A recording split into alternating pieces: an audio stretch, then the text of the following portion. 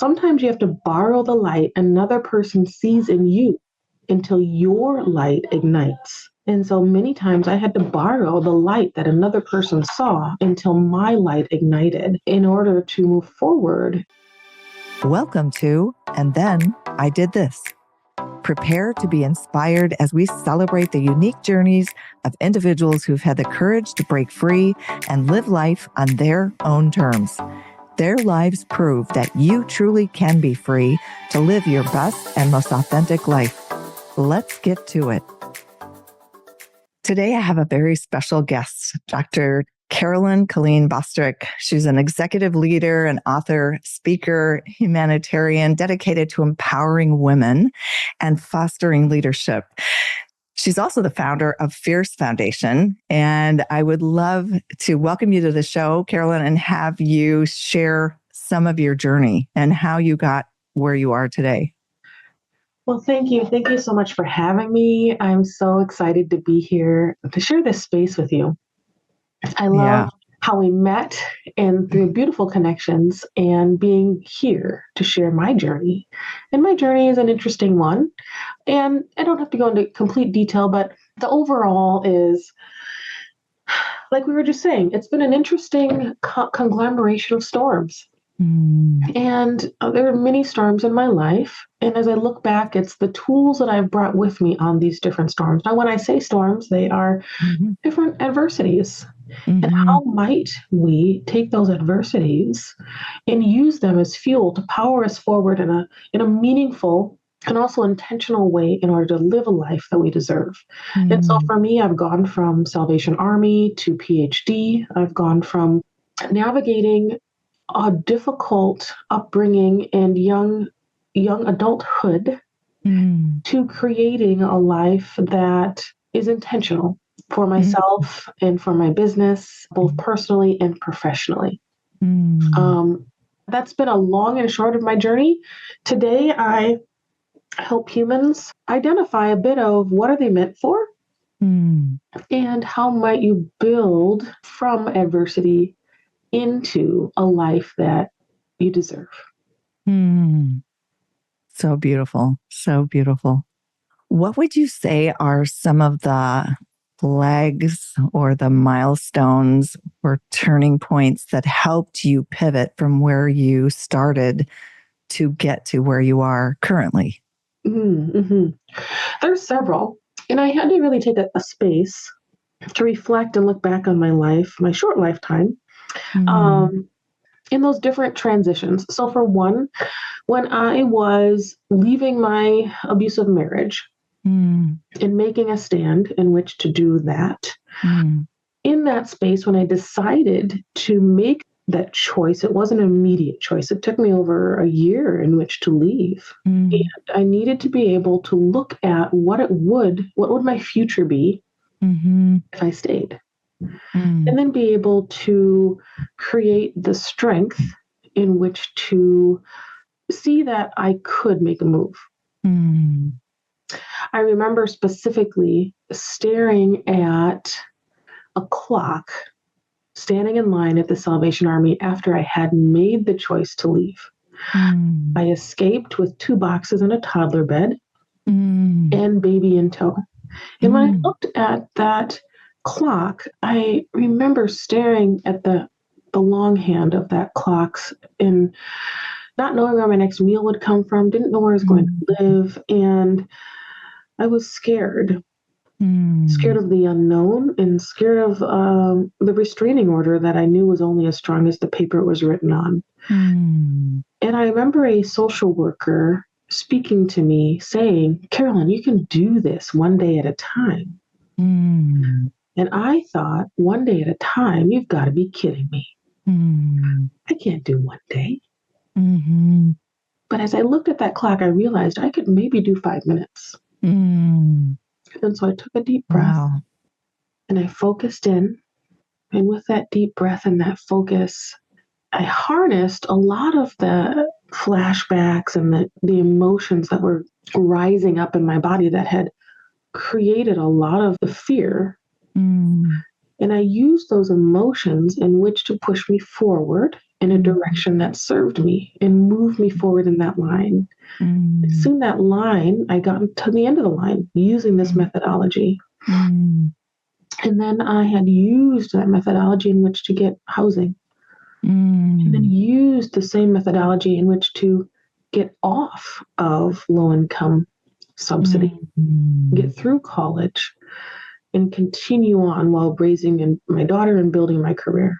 And each one of those transitions, as you said, those different forks in the road, I would take as you teach, a breath, and I would get present, and I would focus on where I wanted to be, even if I didn't believe I deserved it. And then I would use the fear, those emotions that come up, uncertainty. I would use the emotion of that imposter syndrome, and I would harness it. Because what I did is I used it as fuel to push me forward in a direction that serves me, even if I didn't believe I deserved it. And as I practiced that 5 minutes at a time, soon those 5 minutes turned into 10, turned into 15. And then soon enough, I've gotten through a whole year. And as I pause again and look back, I've gotten through my master's degree. I've gotten through my PhD. I built my first home. I created my first business. I wrote my first book. And using this methodology in each fork in the road has helped me to realize the power of using adversity to your benefit, even if you don't feel like you deserve more. And so that's how I've handled a lot of forks in the road, a lot of storms, a lot of hard times in which to incrementally teach myself, both personally and professionally, and now help thousands and thousands do the same with small, incremental, intentional steps, 5 minutes at a time. That's so powerful. It's making me visualize, as we were talking before we recorded, a flame, one person holding a candle to let someone else light their flame and just help them stay afloat while they're walking through whatever it is they're walking through. Sometimes that's all it takes. And then I'm also hearing that the power, I've been reading this and hearing this so much, and we know this, that we are so much more powerful than we realize. And there's a book called Be It Until You Become It. And that is that message of feeling and envisioning, even scripting your future self and feeling the feelings of it already happening and attracting that to you. And I also understand the 1 minute at a time, 5 minutes at a time, sometimes depending on what we're walking through, that's enough just to get through the day is sometimes a miracle, seems like at times. Yeah. Yes. And the light. Sometimes you have to borrow the light another person sees in you until your light ignites. Right. And so many times I had to borrow the light that another person saw until my light ignited. Yeah. In order to move forward. And I like that what you said, be it. I say fierce it until you become it. Because many times I had to fake it until I made it. But soon enough, I didn't have to fake it anymore. But I was intentionally saying, no, I'm going to fierce it. I'm going to intentionally take whatever that is that's inside. Like for many years, because of the things that happened to me, I had to learn how to flip them for them happening for me. And for many years, I had quite a bit of anger, and I needed to do something with it. Now I could choose, and I can see other people who were raised very similar to me that are still homeless. And I had to choose, okay, is this going to consume me? Or am I going to flip it? And it didn't mean that I didn't have the anger. It was, how can I take it and use it for good? And use it for taking that thought of, oh, nothing will become of you, to, look at me. So good. Yes. And look at you. I mean, seriously, the connections and things that we've made in just our initial introduction. Yeah. It's like showing me the power of the universe and the power of belief and keeping our flame lit. Yeah. Exactly. So talk about Fierce Foundation. That is such a cool name for what you're doing, and share what that is and what you do. Yes. So Fierce Foundation, to date, we have supported women, side hustles, and solopreneur or small business creation. We've had over 65 women now as of last month. And it's helping women create generational self-sufficiency. So for me, when I thought about how might I be able to help other women in similar situations be able to see their value, be able to see that they are worthy, and to also create a sustainable living. And so for me, as I have left my abusive relationship, one of the biggest things that women will say is, well, I don't have a way to sustain myself. And that keeps people from making a change. Right. Well, Absolutely. that was the original foundation to where Fierce Foundation came about. And now it's evolved even more. How might women be able to create generational self-sufficiency? And it doesn't necessarily mean you have to come from a background of abuse, but truly to understand your value and to be able to honor that. Right. Some women will say, well, I don't have any skills. I don't know how I could create extra income when I don't have any skills. What I say is, yes, you do have skills. It's that you might not want to look at what they are. Right. So let's take a pause. And that's not that you don't want to, it's just maybe you haven't exercised it. Let's take a pause and look at your unique abilities. Yeah, sure, you might not be able to write SQL or code. However, you might be that amazing cheerleader that everyone in your world says, yeah, I want her in my front row. And so each person has their unique ability, understanding what that is, taking space for yourself to understand it, and then how might you identify an opportunity in the market for it? And so through education, access, and community at Fierce Foundation, we have built women up, created a community, and created a path for women to be able to do so, create that generational self-sufficiency for themselves. So good. So good. Because yeah, as I heard you say, it took you a year to step into the courage to be brave enough to step out, knowing you didn't know exactly how things were going to come together. Thank goodness you did that. And I just think of, women who, to your point, are still staying where they're at because they just can't feel that bravery or aren't able to harness that. And so do you work with women who are still in abusive situations, or is it pretty much after they've stepped out of the situation? I work with women from all situations. We meet them where they are and we connect them to the resources they need. So there might be, for example, a woman who is like, I think that I have an idea for a business. I would love to explore that. Some women who maybe need to learn how to dream. They never have.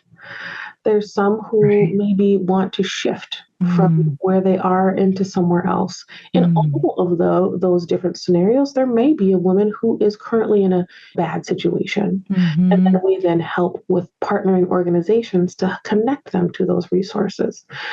So each woman is in a different stage of where they may be ready for whatever life is awaiting for them, depending on where they're choosing to be. So with people who hear this, whether it's themselves or someone else that they know who may be in that situation, what are some words of advice you would give people to step out from a situation that may not be serving them? What words would you have for people? So for me, what really got to me in order to be that final straw, when I held my little girl, and I looked at her and I knew the statistics that if I were to stay in the situation I was in, fast forward 18 years later, my daughter would be marrying the same person with a different face. So I had to be the change. I didn't care about myself enough to make a change. And quite honestly, I knew how to navigate that. That was normal because that's how I was raised. So it wasn't necessarily that I had the want or need to change my situation. However, sometimes you have to borrow the light you have for another person until your self-love catches up. And sometimes it takes a long time for that to happen. But I had to borrow the love I had for my daughter in which to make a change. And this is not easy. This isn't something you think, oh, I'm going to make a change. And then often it's a surface level change. Like, okay, get my nails done. I'm going to do something nice for myself. Talking about the very hard work that it takes to break down all the reasons why and how we got into the situation that we're in. Because we didn't just wake up one day and say, hey, I want to be here. Right. That's not how it works. Right. Exactly. But I had to borrow the love I had for my daughter in which to see that I could not live with handing her off to the exact same person 18 years later. So I made an aggressive change. Now, fast forward, my daughter, she's purchased her own home. She purchased her first home when she was 22, and she rents to others in which to build equity. And this is knowledge that I was able to gift to her that we never would have known had I not made the change. Right. And she's healthy and happy. And the only worry she really has is whether to get sushi or Indian for dinner. Simple challenges. With someone who's struggling in that space, sometimes you have to borrow the love you have for another person if you're in that situation now, because you might not have the strength or you might not have what you need at this time to make a change specifically for you.